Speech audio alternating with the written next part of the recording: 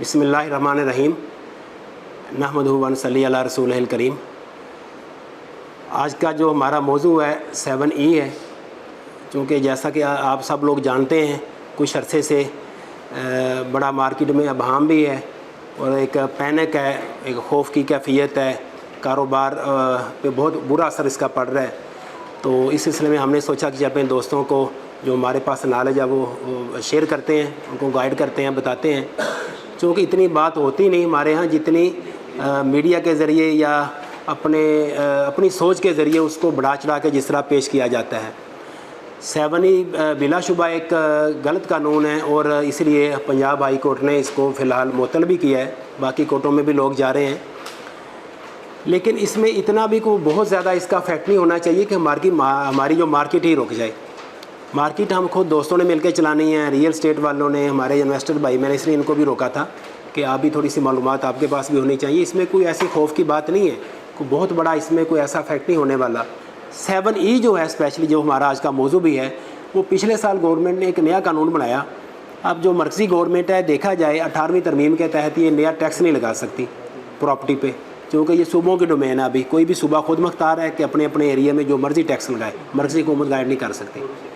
तो इन्होंने उसके लिए एक नया काम किया, कह लें घुमा फिरा के चीज़ को ऐसे इस तरीके से पेश करने की कोशिश की ताकि हम उस जुमरे में भी ना आए कि नया टैक्स लगा रहे हैं। क्योंकि अगर मर्कज़ी गवर्नमेंट नया टैक्स प्रॉपर्टी पे लगाएगी, लोग कोर्ट में जाएंगे, तो वाज़ा हमारे आइन में चूँकि लिखा हुआ है ना, कोर्ट भी आइन के मुताबिक डिसीजन देती है, तो वहाँ से उन्होंने उसको उड़ा देना था फौरी कि ये तो गवर्नमेंट ले ही नहीं सकती। तो इन्होंने उस तरह डायरेक्ट टैक्स नहीं लगाया प्रॉपर्टी पर। तो इसको जो हमारा 2001 का आर्डीनेंस है इनकम टैक्स का, उसमें जो 7E के नाम से इन्होंने एक नई शेक वहाँ पे सेक्शन निकाला है, उसके आगे सब सेक्शन भी हैं उसके जिसमें डिटेल है। तो 7E बेसिकली है, इसका उन्होंने नाम दिया डीम्ड रेंटल इनकम, यानी तस्वराती एक किराया और फ़र्ज़ी किराया जिसको हम कहते हैं, डीम्ड रेंटल इनकम के नाम से इन्होंने इसका नाम रखा है। वो चूँकि आपकी इनकम है, इनकम पे ये इस तरह का कोई टैक्स लगा सकते हैं मर्कज़ी गवर्नमेंट, प्रॉपर्टी पर नहीं लगा सकती। ये भी एक पॉइंट था कि आपके ज़हन नशीन रहे। तो वफाकी गवर्नमेंट किसी सूबे को नहीं कह सकती प्रॉपर्टी पे, ट्रांसफ़र पे, रजिस्ट्री पे कितने टैक्स आपने लगाने हैं। तो बेसिकली इन्होंने डीम्ड रेंटल इनकम एक तस्वराती किराया फ़र्ज़ कर लिया। अच्छा, उसकी डिटेल ये है कि सपोज़ आप 1 करोड़ की कोई आपके पास इन्वेस्टमेंट है, कोई प्रॉपर्टी है, भले कोई भी। अच्छा, पहले उसका नाम इन्होंने दिया कैपिटल एसेट्स। उसमें आपको प्रॉपर्टी भी है, आपकी गाड़ी भी है, आपका जेवर भी है, प्राइस बॉन्ड है, जो भी आपके एसेट्स हैं, कीमती अशिया जो भी होती हैं उसमें, प्रीसियस आइटम जितने भी होते हैं, गाड़ी भी हो सकती है आपकी, करोड़ों की गाड़ियाँ भी लोगों के पास होती हैं। तो सब का नाम दे दिया कि आपके पास जितने कैपिटल एसेट्स हैं ना, उसका हम फ़र्ज़ी किराया लेंगे। बाद में इन्होंने उसमें चेंज ये की कि मूवेबल प्रॉपर्टी। अच्छा, एसेट्स में आगे 2 चीज़ें हैं, एक होता है इमूवेबल प्रॉपर्टी, जिसको हम असल में जिसका हम काम करते हैं, या हमें सबको पता होना चाहिए इसका, आमतौर पर गैर मनकुला जायदाद उर्दू में आता है, इंग्लिश में हम कहते हैं इमूवेबल प्रॉपर्टी, यानी जो नकल ना हो सके, जिसकी नकल व हरकत ना हो सके, जो तब्दील ना हो सके, जिसकी लोकेशन, जैसे अगर ऑफिस यहाँ तो यहाँ उठा के मैं कहीं नहीं रख सकता, घर जहाँ पे वहीं पे है, तो प्रॉपर्टी को हम कहते हैं इमूवेबल प्रॉपर्टी।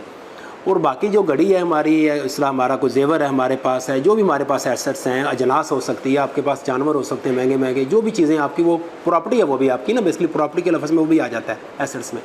उस पर उन्होंने कहा इसको हम एग्जैम्प्ट कर रहे हैं, तो उसका किराया नहीं लेंगे। वो आपके भले जितने करोड़ों की चीज़ है, आपके गड़ियाँ आपके पास, जैसे बार बार को आपके जेवर जितना आपके पास है, जो इमूवेबल प्रॉपर्टी है वही जिसको हम रियल स्टेट का नाम देते हैं, प्लाट हो गया, मकान हो गया, और ये जो प्लाजा हो गया, कोई भी जो प्रॉपर्टी है हमारी, उस पर ये टैक्स होगा। अच्छा, उसकी इनकम पे फ़र्ज़ इन्होंने ये कर लिया अपने तौर पर, फ़र्ज़ ये किया कि आपका अगर 1 करोड़ है, आपका कोई एसेट्स हैं 1 करोड़ के आपके प्रॉपर्टी में, तो उसका 5% आपको किराया आता है, यानी तस्वराती किराया। जैसे हम आमतौर पे कमर्शियल का आप भी सर काम करते हैं, हम सब लोग करते हैं, 1 करोड़ की प्रॉपर्टी का हम बताते हैं कि 50,000 पर मंथ किराया आएगा, तो 1 साल का ये हो गया तकरीबन 6 लाख हो गया। तो हम यही बताते हैं ना कि 0.5% किराया मंथली आता है, तो एनुअल हमेशा इनकम गिनी जाती है। तो एनुअल इनकम हमारी 1 करोड़ की प्रॉपर्टी की होगी 6 लाख रुपया, तो 6% हुआ ना, तो गवर्नमेंट ने इसको 5% फ़र्ज़ कर लिया। अब वो जो 5% इनकम है, उसका जो 20% उन्होंने उस पर टैक्स लगाया, इनकम पे टैक्स लगाया, बेसिकली प्रॉपर्टी पे टैक्स नहीं लगाया।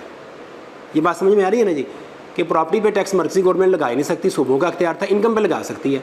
तो उन्होंने ये कहा कि आपकी जो भी इमूवेबल प्रॉपर्टी, यानी प्लाट, मकान, दुकान, जो भी इस तरह की चीज़ें हैं, उसका 5% आपको किराया आता है, उस 5% का आपने 20%, यानी 1 करोड़ का 5% 5 लाख हुआ, 5 लाख का 20% 1 लाख हुआ, तो 1 लाख आपने एक फ़र्ज़ी किराया देना हर साल। अभी ये कानून बना पिछले साल, इसको हम कहते हैं डीम्ड रेंटल इनकम, इसी को 7E कहते हैं।